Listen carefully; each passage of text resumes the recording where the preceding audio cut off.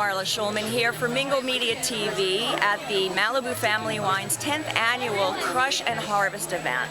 Today it's benefiting City Hearts organization, which helps bring well-needed arts programs for inner-city youth that have no ability to pay for them.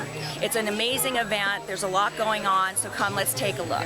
So, Ron, okay, yes. So we're here at your 10th annual Crush, Right. but you're also involved in this amazing event. Tell me a little bit about how you got involved.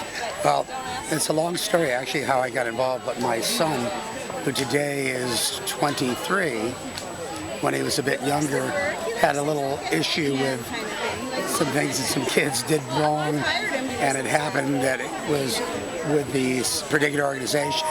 And as a way of fixing it, we were fortunate enough to meet Sherry and Bob Jason. And they decided that, hey, these kids that, they did a little, wild partying stuff. And it was, so basically they did volunteer and they worked with this organization.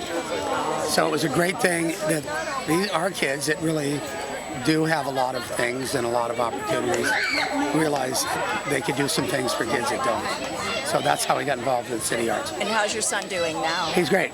Graduated from college. He's now working involved in sales in a defense electronics company.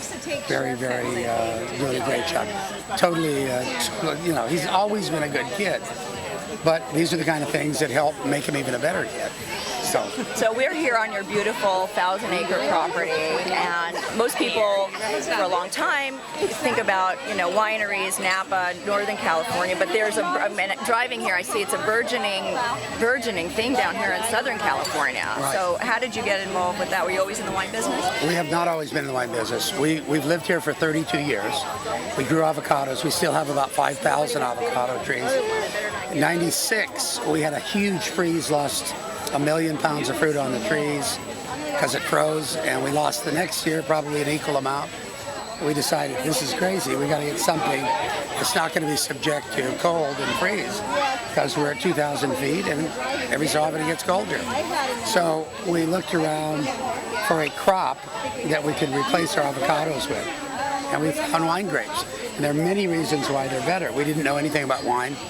My wife and my 2 older girls started studying at Davis on the weekends, went up to all the weekend programs and learned a lot about it, and we jumped into the wine business. And how is the wine business these days? It's actually very good, and it is.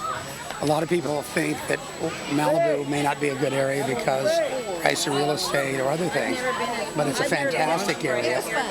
And we've actually planted, besides our own vineyards of about 70,000 vines, we planted about 40 others for small vineyards, Cielo vineyards, and the other one across the street that are smaller vineyards, but they're want to be in the business, and we help them get to the point that we had to kind of struggle to do on our own. So what's the good grape that grows down here?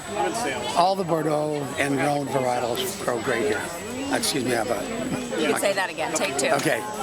All the Bordeaux and the Rhone varietals will do great here.